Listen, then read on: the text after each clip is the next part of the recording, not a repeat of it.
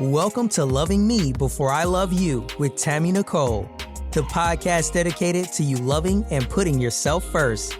Others have come first in your life for years, and you know it's time for that to change. You're about to be empowered to set healthy boundaries, confidently have hard conversations, unapologetically put yourself first, and live the peaceful life you deserve. Remember, self-love is essential, and loving yourself sets the stage for every other love in your life.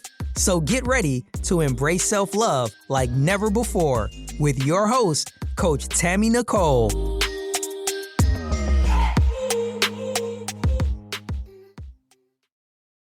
Hey, it's Transformation Tuesday over here at Loving Me Before I Love You.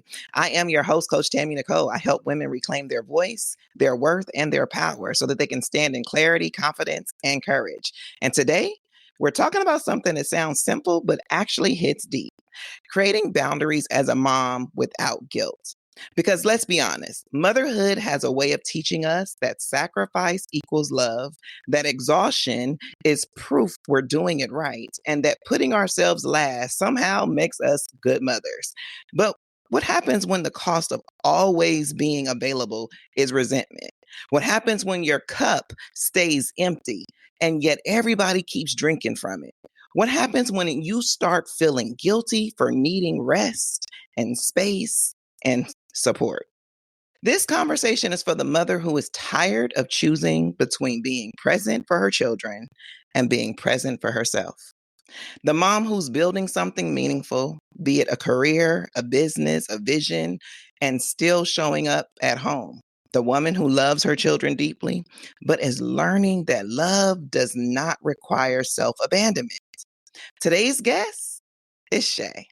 And Shay is a social worker who has done all of that and who has been where many women are and told it was impossible, but she has done it. She has built a business, she's managed responsibility, and she's maintained motherhood without losing herself in the process. She understands that emotional labor, the expectations, the invisible pressure, and the internal guilt that shows up the moment a mom says, I need a boundary. She understands it very well. And guess what? This is not a conversation about becoming distant or selfish. This is a conversation about becoming intentional, about teaching our children that healthy love includes limits, that rest is not a weakness, and that a regulated mom who is whole is a mother who is powerful and not burnt. So, if you ever felt guilty for saying no, if you ever felt questioned whether choosing yourself made you a bad mom, or if you're ready to redefine what motherhood looks like when self-love is a part of the equation, you're in the right place. Because healing isn't about becoming cold, it is about becoming free. And we're going to jump right into it. Welcome to the show, Shay. Thank you. Thank you for that warm welcome. And you're speaking my language in regard to just motherhood and womanhood and all the things that keep us balanced, whole, and purposeful. So thank you. Let me tell you something. I think a lot of times we forget when we become a mom that we're also a woman. We leave who we are in the background. We kind of toss it to the side. I think about the very essence when motherhood shows up and how everybody forgets about the mom, the friends, sometimes the husband, the Yes. mama, meaning grandma now, Mhm. everybody. They call you when the conversation used to be, hey girl, what you up to? How you doing? What you been going through? To now, hey girl, where the baby? Yeah. Hey How girl, the did the baby kids? sleep good? Like, Right. and you like, hey, how are Right. Ask you? me, did I sleep good? Right. How are you? Like, excuse me? But it Hmm. happens so often. And I want to know what made you realize that boundaries were necessary for your well being as a mom? Because just that is a boundary that needed to be set immediately when people stop Absolutely. acting like you don't exist. So, he's speaking my language as a mother of two. And before I kind of get into my answer, I'll let people know about my background so they can understand where I'm coming Absolutely. from, right? So, I'm Shawan Alexander, but I go by Shay. I own the Culture of Health PLLC. So, I'm a psychotherapist full time and also a full time mother. But part of me doing this podcast and how it resonated was because motherhood is at the pillar of my career too. And that has required me to have so many boundaries in addition to just motherhood boundaries. But for me, even when I was first starting to be a therapist, I can remember my parents calling me all the time. And parents, I love y'all. So if y'all listening, don't get mad at me. But I had to set a boundary where they could only call me on Friday, Saturday, and Sunday. And that's going to shock your listeners, but it was What? necessary because building a business and trying to support yourself and just really hold everything together so everything doesn't fall apart, and then add some kids on top of that. That was a lot for me. So I knew very early on, just within business the last 5 years, that I had to just have established boundaries and Mhm. stay firm with them, which was very difficult towards the people I love. Very difficult. Absolutely. I think a lot of times when we set boundaries in general, it's difficult for all involved. I think a lot of Hmm. times people think that the boundary setter also finds it easy, but it's not necessarily easy. Oh no, it's a struggle. Boundaries are a struggle for everybody involved, especially when you're not used to having them, right? So Yes. when you're Yes. learning to implement boundaries, it's like, Hmm. wait a minute. I said I'm not going to do this, or I said this is, the way I need things to show up or be or happen. And Right. I'm the one bending it. I'm the one breaking it. You Hmm. But it's it's not necessary. I look always at the other boundaries. person. Yeah, and I think even boundaries are difficult when it's going across generations too. Like, all this new boundaries and intentions and alignment, all this talk is more recent. But what about the people who are older than us, who are more experienced than us, who have had more children than us? They don't understand. Mothers are saying, hold on, you first and then them, or don't talk to you until you talk and check in with me. That's all foreign language to them. Absolutely. And that's a good one too, to not talk to my kids until you talk to me. I think a lot of times Yeah. people don't implement that. And it They, really should be implemented because kids are not always cognizant of what's happening in their world to understand the things that they're saying or agreeing to or not agreeing to, that how it affects them. So having a buffer, me being a protector, Mhm. I think is the way to go. Yeah, Like, being checked in on genuinely and just saying, "Hey, how are you? Did you get enough rest?" Like what you mentioned in your intro. Or what did you mhm, decide to eat for dinner? What are you cooking for dinner? Check in on the person's life first before automatically jumping to those motherhood questions. Because then it may sound like a never ending tape recorder once we start talking about kids, kids in plural, or even just one. There's a lot that goes on in their lives, but our lives are first. And we have to be first in order to take care of our children too. now, I tell people this all, Hmm. no lie.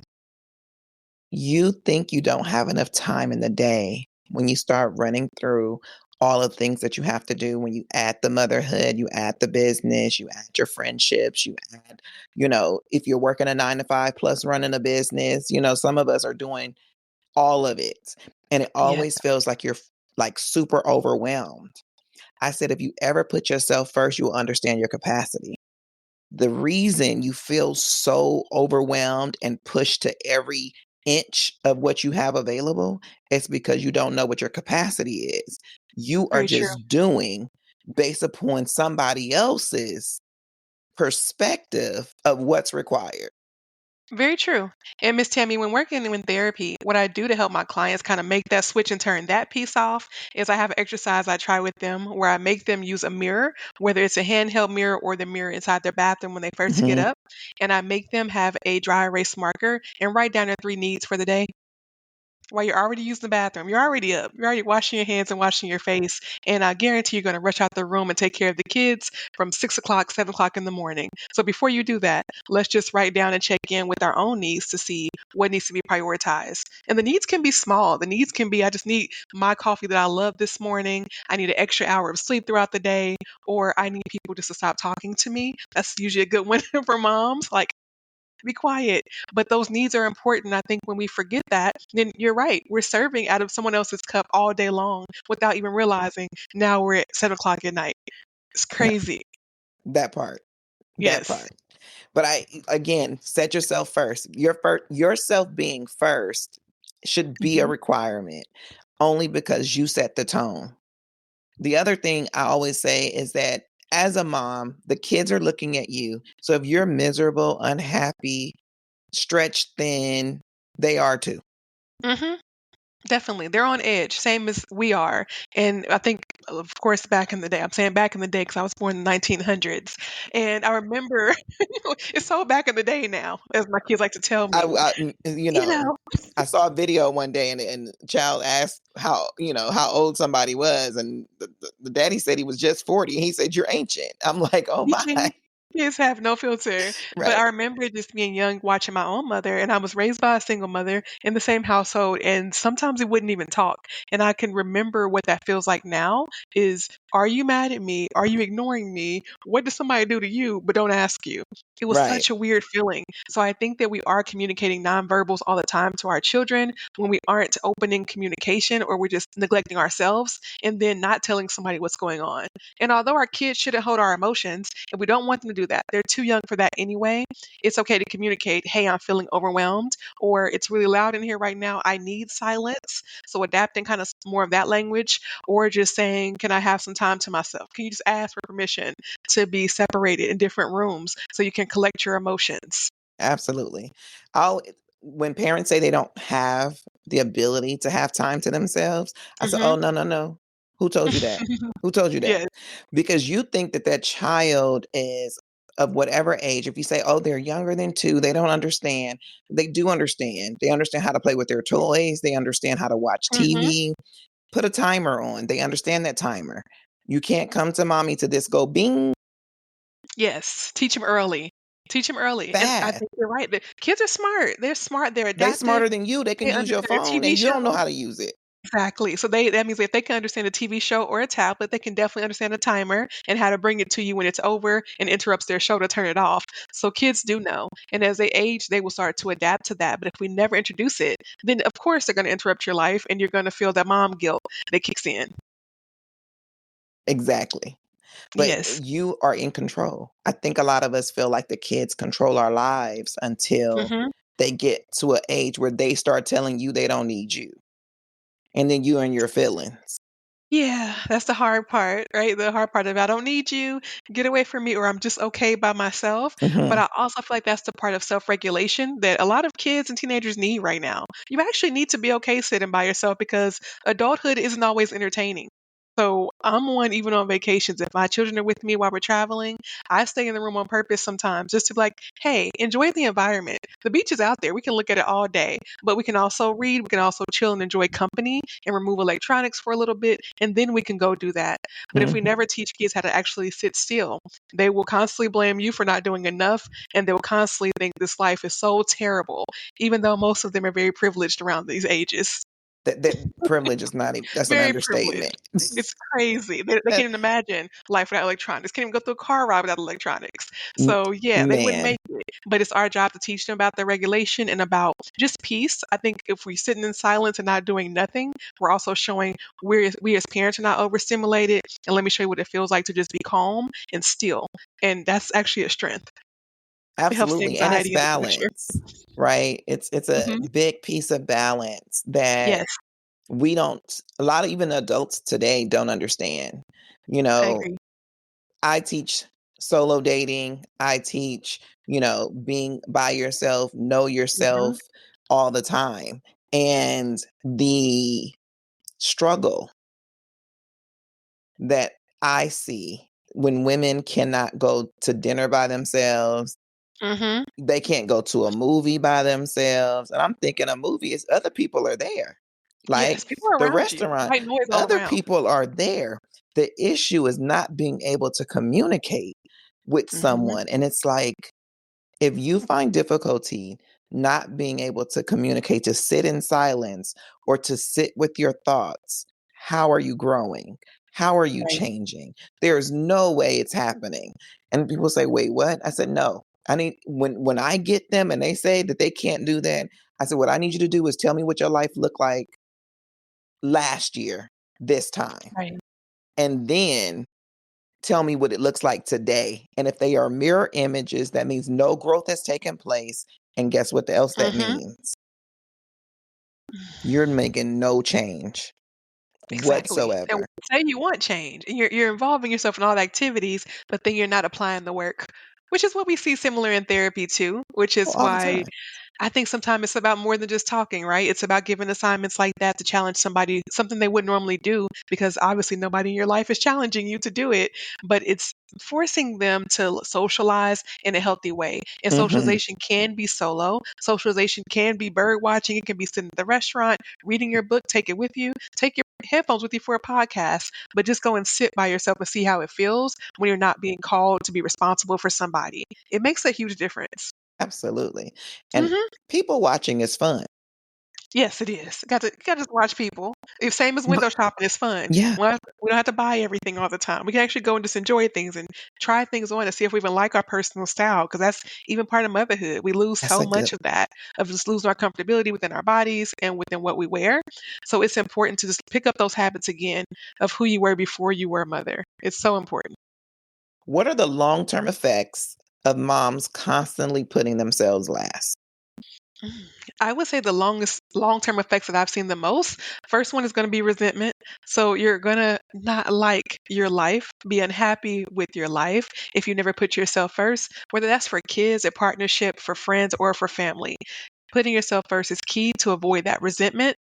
The second thing I would say is that you're going to feel unfulfilled if you're not tied to your worth or the title that you have. That's why it's important to develop your own sense of self worth separately from all these things people are calling you for. Like, just who are you, one to one? And I also think it's a struggle of long term wise, people not making decisions by themselves, which is one of the main things I see even as a therapist. Mm, People don't know how to make their own decisions they without don't. checking in with three people and the kids. They Okay, who are they? they I need you to don't. check into You- your brain. And some of that is generational. Just like I told you earlier about the phone calls, right? The reason my parents were upset about me not calling and answering every day is because they still talk to their parents every day. So for them, it's like, oh, I This is can't call you. normal. Right? It's a normal thing that you grew up with. But same thing for decision making. My parents also don't make decisions without their parents versus me in the millennial seat. I'm like, actually, I don't need to talk to y'all till Friday. It's okay. I got the decisions around here. But that was purposeful. Otherwise, I would be dependent on you. That would be a long term effect of me never feeling confident in my decision making. And we can't have that as we're raising children. We have to raise them to be confident human beings, independently of their peers. Absolutely. I think about that. So I have a younger sister, Hmm. and I feel like I mothered her. We lost our Oh, mom yeah. when I was 21. She was like 15. Sorry to hear that. And so I mothered her. Hmm. And she is one, not until recently, when she decided she wanted to break away, or what I say, oh, you think you grown now. It was one Yeah. of the and Yeah. she clearly been grown for a long time. She almost 40. Okay. She's probably grown now. She grew up a little bit. She's just a smidget, you know what I mean? Hmm. But she would ask me about everything, even after having her kids, like Yeah. everything. Now, I think it was something wrong with it absolutely not. Hmm. Why? Because I valued that she valued my Yes. opinion. Yes. She needed you, and you needed that. Part of you needed that because it's what you were used to. You're filling the gap for her in that way. It was but when you just said that, I was like, "Oh, yeah." And then I'm looking at her like, "You think you grown?" And she Like, is, and we gotta allow her to be, and that's what moms have to do too. We have to yeah, allow our kids to leave the nest and trust that we've instilled so many personal values or positive decision-making skills in them, and they just have to try them, whether it's a close sibling or your child. It's like, "Okay, I actually gave you some skills. You've been listening, just like we did when we were younger. We probably heard mhm, things going in one and out the other, but some things stayed." The stick. only way to Mhm. challenge that to see if it works is to let them do it and then let them come back to you if they make a mistake and say, "It's okay. Mistakes are worthy in this household." I say that all the time. Like, it's okay. Oh, yeah, if you make a I It's a mean, mistake. you don't learn unless you make a mistake Yeah. sometimes. Doesn't mean you're a bad Sometimes person. Doesn't mean you're it's the mhm. best lesson. Like, It is. It doesn't mean anything about your self-worth if you make a mistake because we're not raising perfectionists. We've done that long enough in this generation. So it's like, let's actually break that because as we can see, perfectionism is a reason that a lot of women are attending therapy. There's always imposter syndrome. It's like, or we can just tell people that you made a mistake and life happens. Now what? And what are we going to do Yeah, about to clean and it up? move We on, can pick teach up the them pieces some and keep skills. going. Yes. Yeah, Yes. absolutely. Perfectionism is a thing. Like, Mhm. I know I suffer with it myself at times. It Yes. doesn't matter what skill sets I have. When I think about even the development of this podcast, Yeah. when I started it in season one, I only had a few episodes because life was happening. And I was like, oh my God, I don't have nothing recorded. Oh my God, it's not perfect. Oh, stop. Mhm. And then God Mhm. said, what did I tell you to do? And I was like, yeah, but remember last time? And he didn't say nothing about last time. And he said, you can always pre record. You can always, Yeah. set it up that it fits. But what did I tell you to do? And I said, oh, Mhm. okay. So my perfectionism was about to stop me from doing something that would prevent other people who technically need it from Right. getting what they need. And I said, oh, wow, perfectionism can affect other people and not just you. You Of think course. it's something that is a you thing. And the ramifications and the things that follow is actually affecting everybody else, everybody Yeah, you I look at it align as a with or delayed attached service. to. Mhm. It's to me, I look at perfectionism as like a delay of service. And if you're Mhm, called to do something, only you know it between the decision of who you serve. For mhm, me, I serve God, so I'm going to always say everything I do is because of God. I give praise a lot throughout the day for just pretty much everything, probably more than anybody I know for sure. I'm always praying, but I'm also praying for God to just guide me in the right acts of service. So mhm, make sure I'm doing it from the right place. I'm intentional. And if I stick to that, it usually eliminates the things I'm trying to be a perfectionist around. So it's even some days how we met on TikTok, right? We met online. So what a beautiful community to have too on TikTok. It's very authentic and it feels very supportive no matter what chat you're in, which is great. And so even on TikTok, I made a vow to myself this year to show up every day. Made a vow, right? Except for 4 days a month. Those are my self care, mental health days as a therapist. But I had a thought in my mind like, well, I can't give people a time because then I won't show up and I'll let people down. Then kicked into my mind, show up when you can and when you have time. Today I went live at 12:30 and again at 3:30. And I was talking about joining this tonight. Yesterday I went live around 4 o'clock p.m. Tomorrow I'll go live at 7. So I'm breaking my own perfectionism by just staying called to service. And I think moms have to do that too in their lives. Like, of course you're going to want to do everything right by motherhood, but just get something mhm. right for the day. And then the next day you do it again, no matter the time. Just get something right versus trying to make every moment perfect for your children. Absolutely. That was so funny. That Mhm. was really the next question I had was like, how do Uh-huh. you like that's why I love Jesus. You know what I mean? Like I Yes. love him. Yeah. That it's so Mhm. crazy. I can have so many questions lined up and never have to ask but one or two because God always get them Yeah. answered. I'd be like, oh yeah, I was about to ask that. She just said that's how she balanced motherhood, That's how I balance. self-care, her It's everything. It's everything. And everything that comes to me through spirit is like, make sure you're doing a better job or the best job you can as a mother. So that means the way you work and the way your mind is going to have some boundaries on it too, right? So for me to balance everything I do online, and I could give you a whole resume about what I do. I do things when my children are at school on purpose. 10 to 4. Those are my working hours. Outside of that, if I feel like it, if I have time for 30 minutes, I may ask my child to watch my other child so that I can be online and help people. But let's say one night I feel like I don't want to. I'm going to save that and go to tomorrow, but I know the intention is still to show up. So then I might just make videos instead, but not letting go of what my service calling was for the day.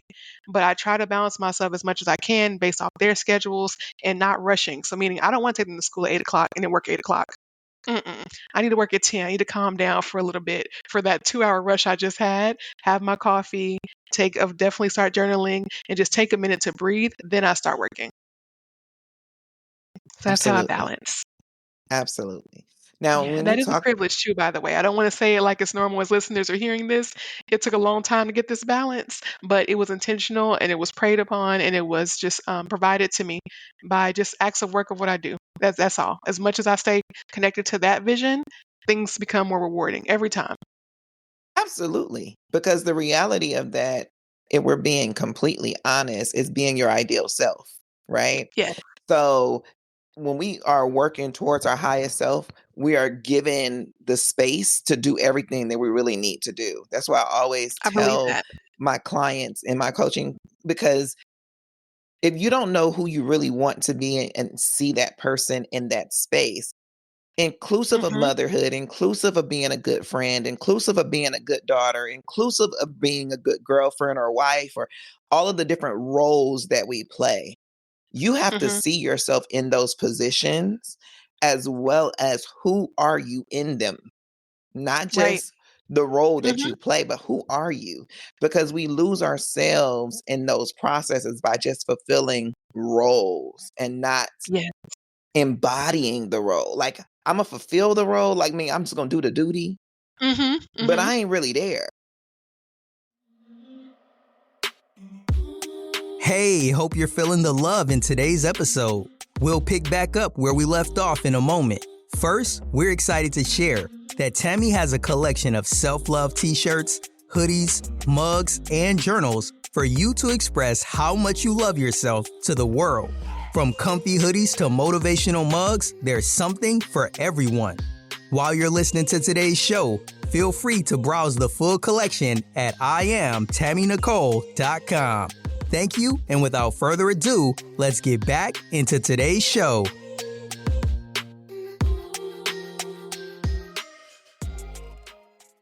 No, it matters. And your presence matters when you're working with people and things are relational. I think that's why I just enjoy therapy. And also, I coach other clinicians and do consulting work. So, I was telling someone this today earlier as I was speaking. I'm very intentional about what I do. I'm going to always push people forward and I build relationships with people. Sometimes that can be a good thing and a bad thing because I be caring really deeply over here.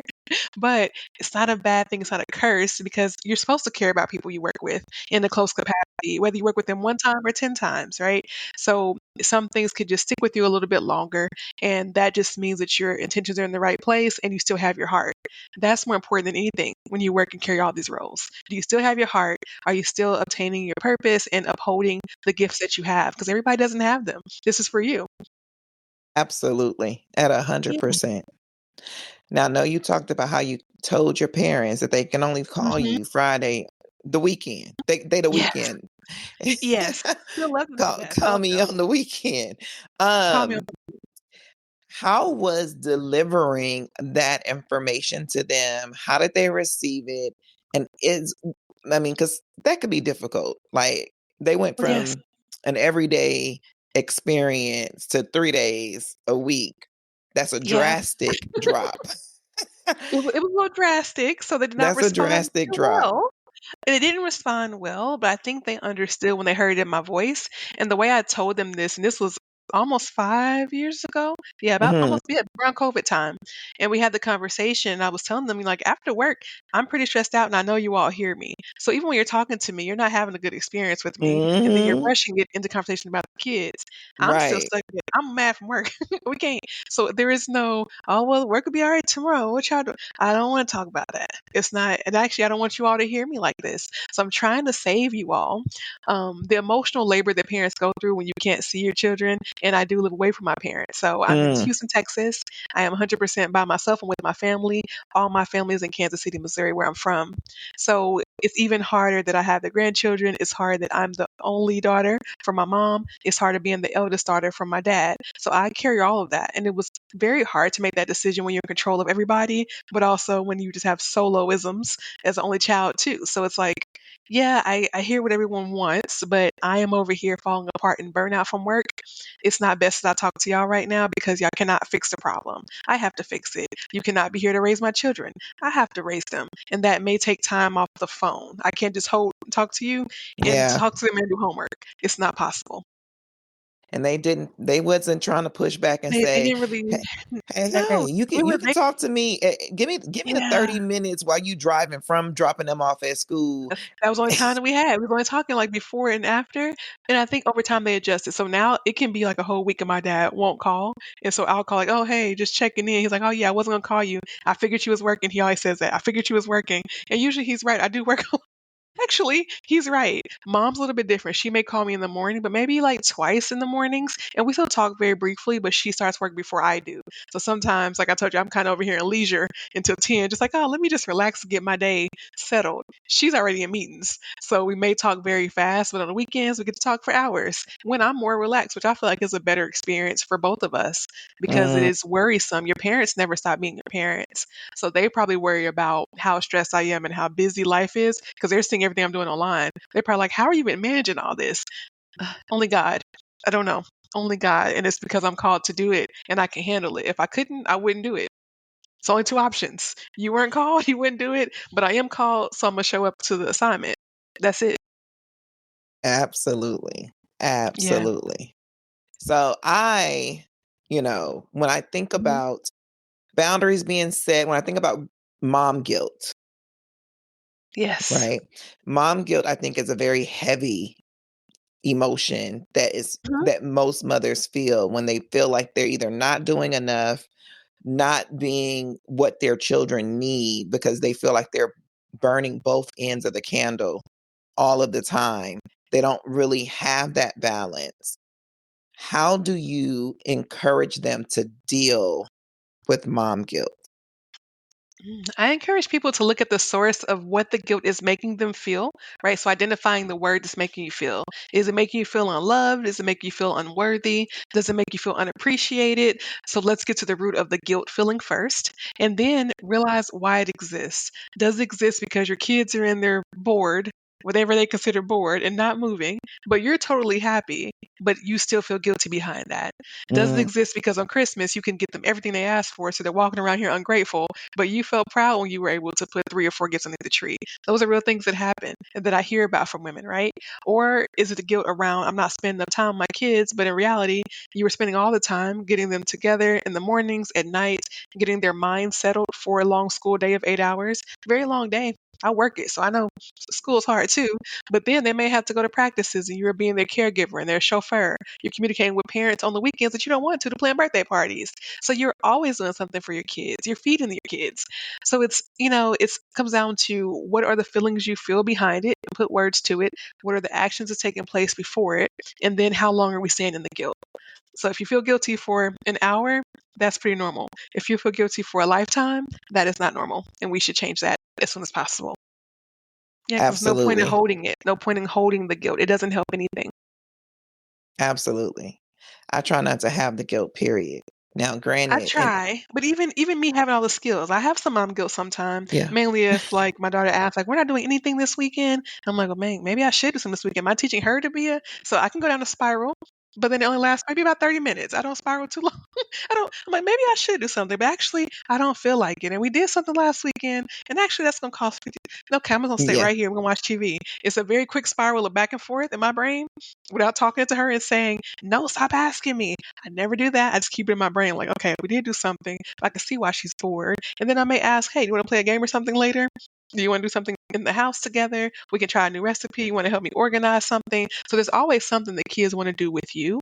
That's another way you can reduce the guilt. But if their guilt is only them being on their phones, and of course they're bored, you're on your phone in your room, there's no connectivity.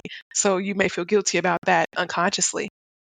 that's a good one. The Mhm. connectivity, Oh, yeah. because a lot of us don't connect with our kids intimately from a standpoint of getting to know them. Right. Right. Or teaching them things that they're going to need anyway. Yeah. But Yeah, it could be as simple as recipes and cooking. Mhm. the get to know them piece, I think we miss it all the time. I think what is the word that I want to use? I think we don't I can't think of the word I really want to use, but we don't give credit or we overlook things that say, "Hey, just because I birthed you doesn't mean I know you." Oh, yes, yes, And I yeah. think a lot We of us feel like you're raising them, you know them. And the reality is, Mhm. until you spend time with them to get to know them, you don't. You have But no idea. we think because we have watched them grow up in the same house under our roof and we told them what to do every day and we see what they do in school and all of these things that we know them. I think about when kids get in trouble at school, right? And Mhm. you go to the school because you got to do a parent teacher conference, or you didn't got called in because they made a mistake or whatever the heck they did. And the first thing out of a mother's mouth is, I know my child. My child didn't do blah, blah, blah. And Right. it's like, your Right. child did do it. Mhm. And what you think you know, you don't, because who they are with you, they're not without you. Mhm. And all of those things. And it's like, we never talk about that enough. We never talk about really being connected, really Yes. being involved in their life to know who they are. Taking that time, and when you mentioned them being with the phones and stuff like that, it's like, do you ever take Mhm. the time to go sit in their room with them and see what they're really doing, or participate in Yes. what they're doing? I have a 17-year-old, well, he'll be 17 next month. And I go in his room sometimes and sit down on his bed and watch him play his game. What? No, I can't Yeah. play. Back in the day when he was Right. younger, You I used to weren't in try to there. play because the games weren't that difficult. I Yes, could yes. do some But just Pac-Man. being there. Mhm. Mhm. Being But there just being physically matters. there. It matters, and it's more than enough. It shows different things what we think. Because when we're in our rooms and we're in our place of comfort in our house as women, which in our rooms, mind our business, we're in our bed laying down, but we're still back turned over on your phone. So then it shows a little dismissiveness. It shows inattentiveness, but you're trying to relax and calm down. And that's okay. On the back end, it's okay to go actually lay in your kid's bed. And they'll be Mhm. surprised. Like, what are you doing in here? You knew me in here. Yeah, I just want to come lay in here and see how your bed feels and just start making jokes so they know that mom can play a little bit. And that's a healthy thing to do too. Or what are you watching? I know you like that show. What do you like about it? Asking different questions. Definitely don't start the question off with how is school when they come home. Ask something different. Ask something different all the time, every day. They should be expecting a new question. That's a very, very good suggestion. Oh yeah. I actually try not to ask real questions outside of how are you? Like, how are Mhm. you? Right? And then you share whatever you share with me, whatever's on your heart to share, Mhm. because I don't know what happened during the day. And I Right. could be asking a question that could be triggering something different. And you may have had something really like on your mind that you needed to share because of something happening at school. So I don't want to assume, nor do I want to interfere in what you were about to do. Of course. That now that I didn't ask Mhm. something, it's like, "Ugh, she want to know about this. Okay, let me They just want go to and tell her. naturally just come out. Yeah. And it shouldn't be I, like pulling teeth, but I think that starts a relationship first from a very early age of the space is open to talk, right? And if you don't provide that, you are doing yourself a disservice as a mom because the connection won't be there as they get older. So of course it's going to feel like pulling teeth. Then of course you're going to avoid it if you're a conflict avoidant, right? Of course it's going to feel unfamiliar or maybe familiar. Maybe silence will be familiar. For me, I was just very intentional about breaking that and breaking boundaries in a way of my mom was very firm on like we're not friends. I'm quite the opposite. We're friends, but there are strict boundaries. We can play and laugh, but know when I'm not playing, right? But my mom was opposite. So it's either very one way or the other. So being intentional about breaking that started, I think, with boundaries. Like have a boundary to be playful, a boundary to be somebody different than what you were raised as, but then still have the sternness behind you when it's time. Sometimes it's just time to be serious. And your kids have to know that too about their parent, how to navigate that piece too. yeah, I like that my daughter. Mhm. I'm free with my kids. I don't really have that super old school like line drawn in the sand situation. We Mhm. cool. We, we cool, right? But the Mhm. issue is not issue. What is in place is a respect level. Oh yeah. And I love because my daughter, she's 13. And Mhm. so she's It's an like, interesting age too. yes, all teenagers. And I'm low key in cry mode. So we don't even want to go there because I'm like, I got literally 4 years. She turns 14 this year. She's high school this like everything is happening and it's happening in 2.5 seconds. So Of no, course. I'm not ready. We human too. So Of course. anywho, Mhm. she says to me, like, if she does something that she feel, this is the part that I love, is that if she felt it was disrespectful, she was like, Mom, was that disrespectful? Mm. The fact that she She's even even though she's asking. done Yeah, it, yeah. even though It's she's her being already done the insightful. act, the fact that it felt wrong, and a lot of times it's not really disrespectful. Um, but if she thought it was, the fact that she would ask, I feel like, oh, you're doing a good job. She's thinking about it. She's You not are. she's Yes. not and those are the things too, as moms, you do have to pat yourself on the back when you have taught them something, when you have imparted on them a Mhm. sense of self and things that they are like learning to do on their own, when they can do it without asking you to do it, or when they can do it on their own. It's like, you did a good job. Patting Absolutely. yourself on the back is also a thing to get out of that mom guilt, because you're doing well. Mhm. Mhm. Acknowledge Give it. yourself some praise, give yourself some compassion. All the Yeah. things work together when you do Yeah. that. If you don't do that and you ignore it, then you're gonna always feel like you're not doing a good job because your kids may not be the first person to tell you that. You have to tell yourself that more than anything. Oh man, the hardest thing for me as a mom, as my kids have gotten older, is that I'm a single mom, so Mhm. there's nobody helping them figure stuff out, right? And y'all don't be emailing me after I say what I'm about to say. Like, let me tell y'all real fast. Don't be emailing me. Um, Things like birthdays, Christmas, things that you actually give gifts to people because they are who they are to Mhm. you, as they get older and they can technically do these things on their own. So when they're younger and you're still doing it by yourself, you like, th- they'll be in school making me a card Right. for Mother's Day, Uh-huh. and I'm Uh-huh. okay with that. Cool, the Yes, teacher told yes. them to do that. But when they get older and have to understand what appreciation is, and that it matters. And, as much as you ask for something from me for your birthday or Valentine's Day, for Christmas, all the things that we acknowledge to give people Mhm. gifts on, that you are to do those things in return. When they're older and they don't do it, when they're older and they don't consider the fact that you're a mom and you're human and you have desires and wants and you want to feel loved too, is a hard space. I bet. I bet. Yeah. It's a very hard space, because as much as you want to regulate them and show them and say, hey, did you consider me?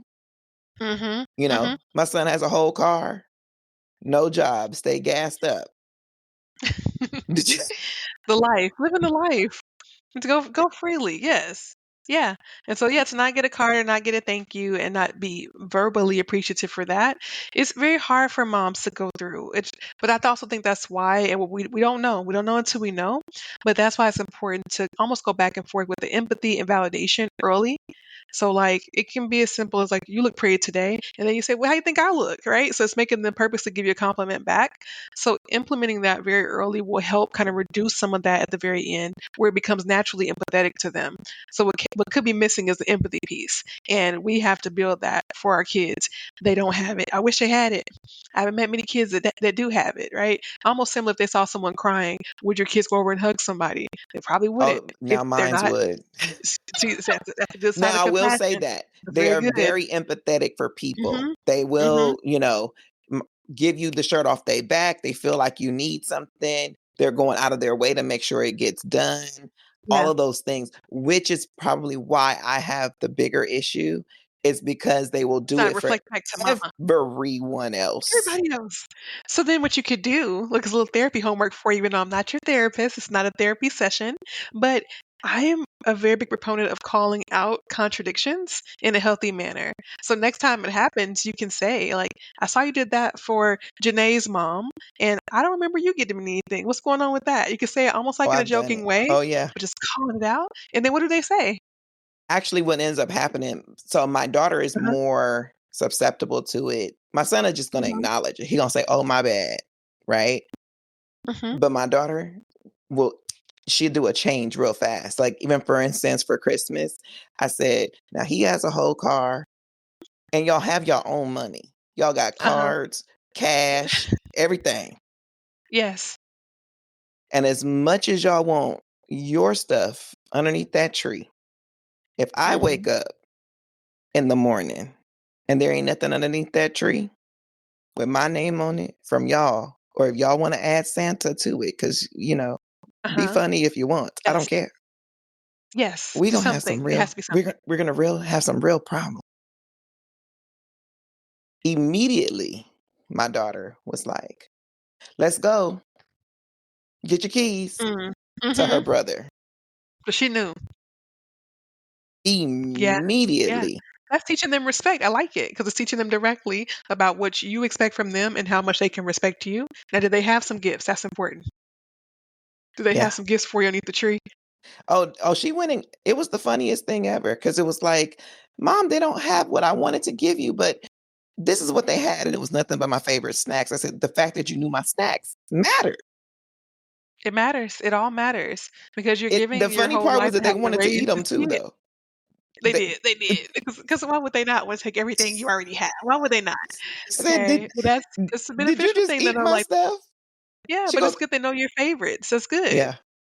Yeah, but she wanted to eat them. She said, I got you the family pack. Good. Good. She did though, but she was Yeah. considering herself in the process. I started I'm okay with laughing. those kind of gifts. I I'm okay with loved gifts it. everybody can use, and if we can all eat them too, even better. It's a Yeah, thought that mattered. Look, your son probably was gonna get anything, but she got them together to at least go get it, and you had the money to go get it, and I yeah, got it. We're good now. Now don't let yep. it stop in life. Always get mama a gift. It Man, it was the funniest thing ever. But it also Yeah. was a hard space because part of me did not want to have to tell you to do certain things at this stage. For me, because it was more so like, hey, I didn't raise y'all and train y'all. Mhm. You do these things because it's what we do. Right. Right. You just do it because that's what it's expected, right? So what could help with that in the Because you future of want what that, because conversation? you want it though. Yeah. If you So didn't you want can. it, it would be Mhm. different. I always tell And them that. I try to think too that sometimes moms they explain like expectations in that way, but then they forget about telling them what they're interested, what they like outside of holiday times or birthday times.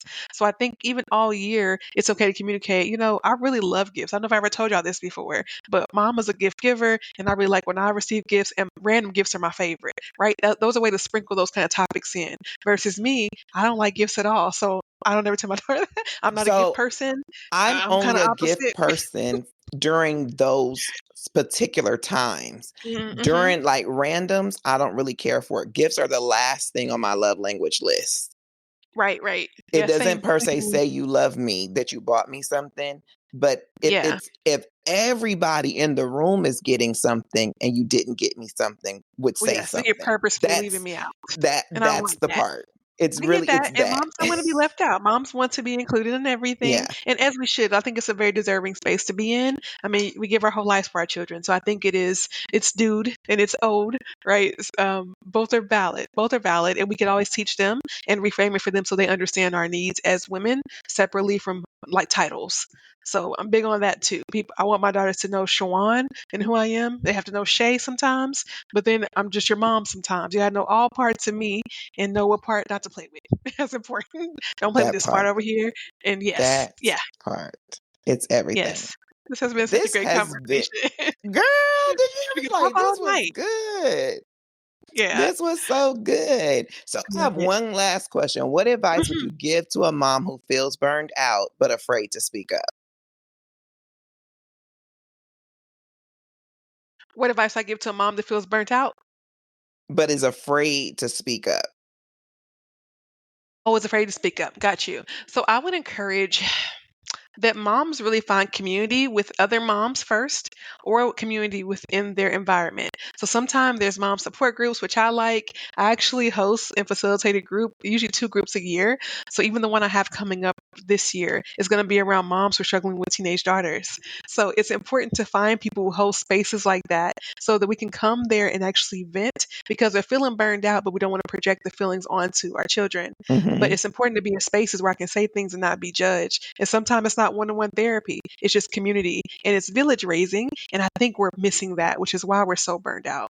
A lot of us too are isolated with our children. We live in very individualistic ways. I told you I moved away, so I'm not by my family either. So all the frustration I have, or I could just take my kids to grandma's, I Mm-hmm. can't. And that kind of sucks, right? When I want space, but that could contribute to burnout.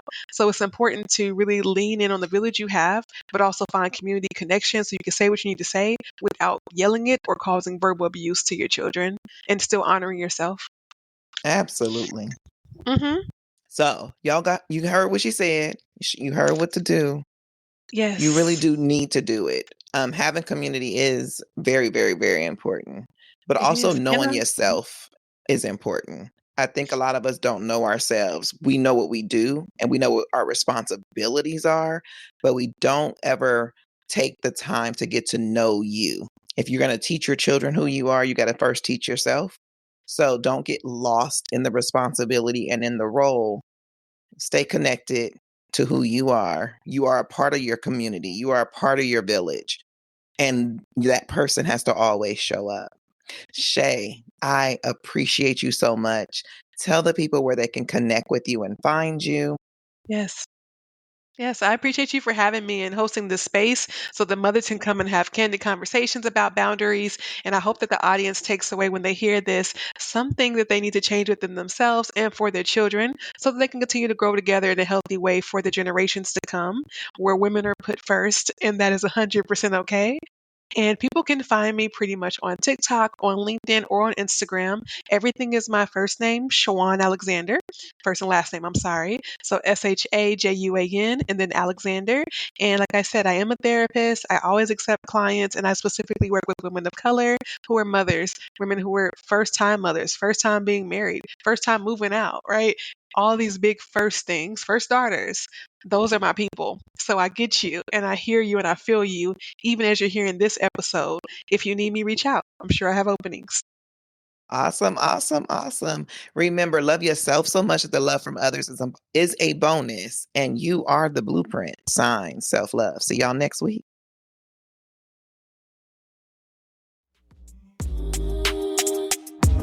That's a wrap on another episode of Loving Me Before I Love You. If you enjoyed today's episode, please take a second to show your support by subscribing and leaving a positive rating and review on Apple Podcast, Google Podcast, iHeartRadio, and Spotify. Stay connected with Tammy. Make sure you're following her on Instagram and TikTok at Coach Tammy Nicole. If you like to work with Tammy or have any questions you'd like her to answer, please head over to www.IamTammyNicole.com. Until next time, always remember to love yourself so much that the love from others is a bonus.